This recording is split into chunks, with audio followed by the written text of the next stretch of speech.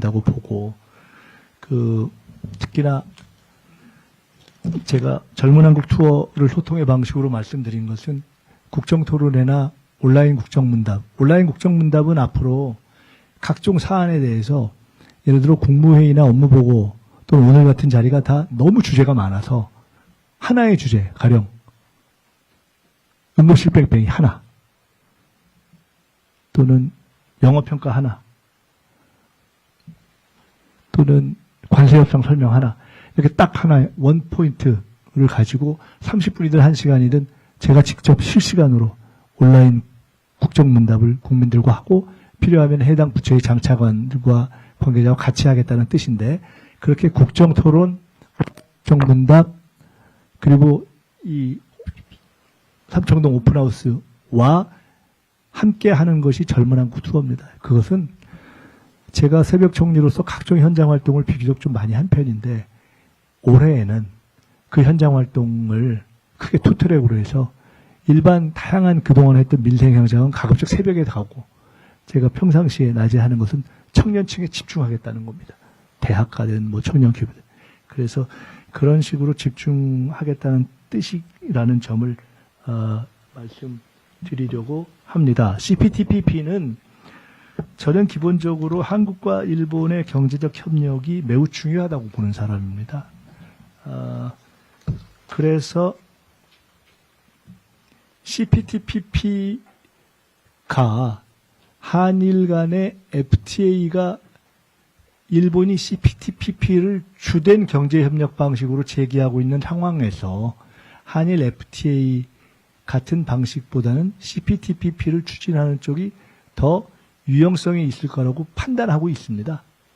그럼에도 불구하고 지난 업무보고 때 제가 CPTPP에 대해서 그것만 추진하는 방식으로 하는 것은 신중하는 게 좋겠다고 말씀드렸던 것은, 아시다시피 CPTPP와 관련해서 포괄적으로는 다 좋다고 이야기를 하지만 실제 상황에 들어가면 여러 가지 농수산 관련한 현안이 있을 수 있어서 경우에 따라 잘 안 될 수도 있고 지연될 수도 있기 때문에, 그것이 잘 되고 안 되고와 상관없이 한일 간의 경제협력을 일관되게 강화할 방법은 같이 병행적으로 찾아야 한다라는 제 얘기를 하는 것이 그날의 취지였습니다. 자, 이제 질문을 다 말씀드린 것 같습니다. 마무리 말씀드리겠습니다. 한 2시간 정도 진행됐는데요. 그간 우리 특히나 총리실에 우리 기자단 여러분과 이런 시간을 충분히 못 가진 것에 대해서 좀 죄송하다는 말씀을 다시 한번 드리고요. 앞으로 필요하면 이런 방식으로, 또 제가 아까 예고했듯이 필요하면 미리 충분히 시간을 갖고 고지해서 직접 제가 기자실에 가서 설명하고 이렇게 대화하는 시간을 지금보다는 훨씬 자주 갖도록 하겠습니다. 끝으로 드리고 싶은 말씀은, 오늘 제 기조 발언의 핵심은 현실에서는 질의응답 과정에서 뭐 합당 얘기도 나오고 여러 가지 질문이 나왔고, 또 그에 대해서 제가 비교적 소상히 설명을 드렸습니다만은, 그렇게 드린 이유는 그만 좀 물어봐 주셨으면 좋겠다. 이거 무슨 서울시장 나갈 거냐고 물어봐서 인사청문회 때부터 계속해서 아니라고 하니까 여론조사에 계속 넣지를 않나? 여론조사에 계속 넣어서 여론조사에 좀 그만 넣어달라고 하니까 그래도 계속 넣겠다고 하지를 않나? 그렇게 사람을 이렇게 피곤하게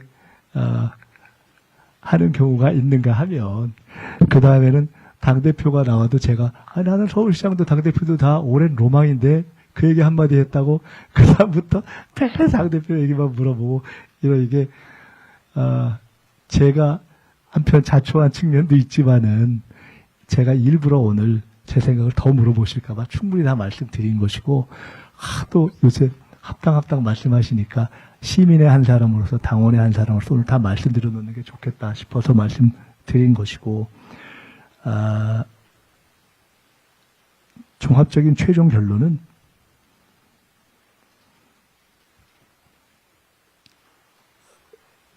오늘을 기점으로 해서 저는 새로운 각오로 국정에 전념하고 총리로서 여러 국정을 챙길 것입니다.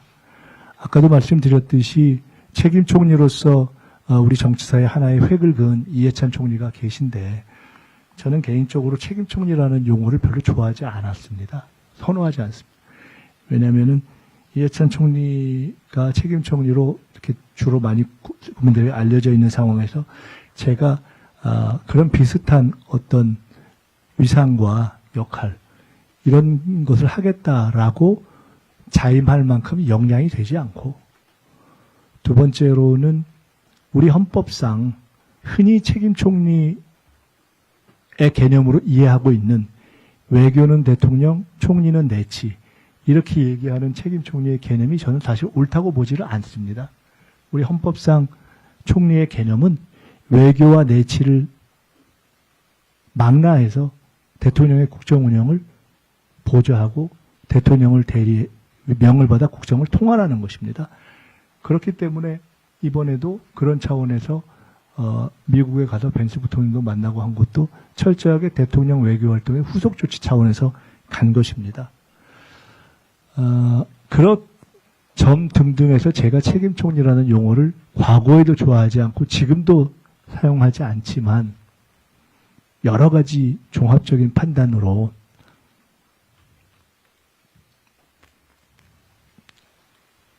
저의 책임감과 법률에 따른 책임과 권한을 다하는 것,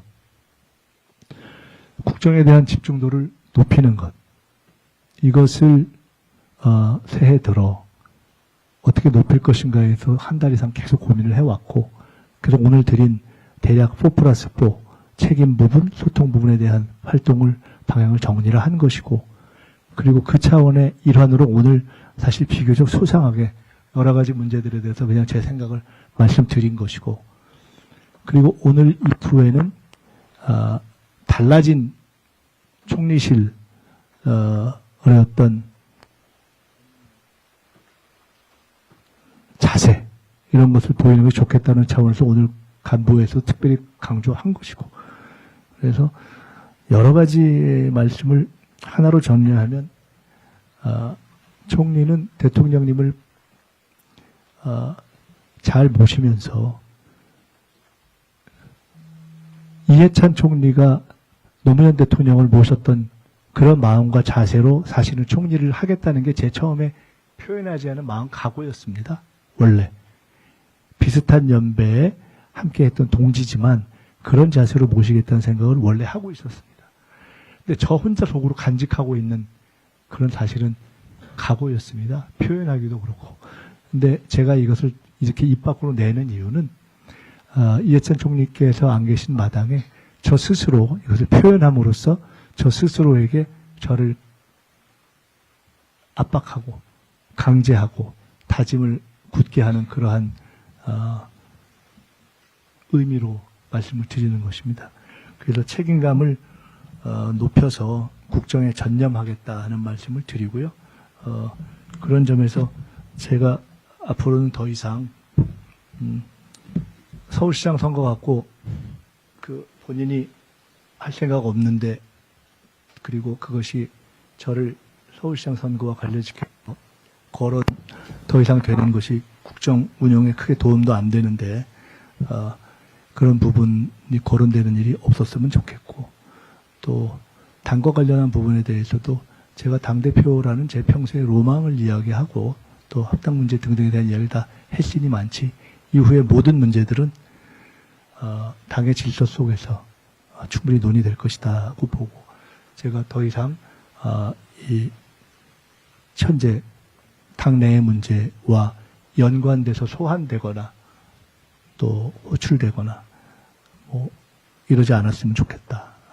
저도 그렇지 않도록 최선을 다하겠다는 그런 말씀을 드리면서 국정에 전념하는 새로운 임기 시작의 각오로 총리와 총리실이 전력 투구를 해서 다음번 올 중반이 될 대통령의 업무 보고 때에는 국민 여러분이 보실 때 완연하게 달라진 정부의 성과가 드러날 수 있도록 점검하고 통할하고 지휘하는데 전력 투구하겠다 하는 말씀을 드립니다.